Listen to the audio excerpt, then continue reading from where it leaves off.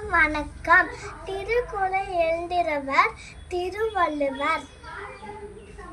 அம்பிற்கும் உண்டோ அடிக்குண்டால் ஆள்வல புன்கணிற் பூச தரும். அம்பிலார் எல்லாம் தமக்குரியார் அம்புரியார் எம்பும் முறியார் பெருக்கு.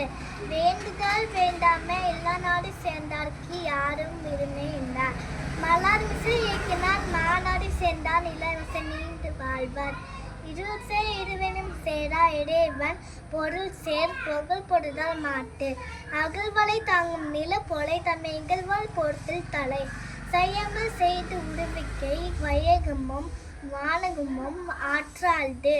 காலித்வார் செய்து நன்று சிறிதென்னும் ஞாலத்தின் மான பெர்தேன். தீனாற் சுத்தப்போன் உள்ளாரும் மாறாதி நாவினாற் சுத்துவது.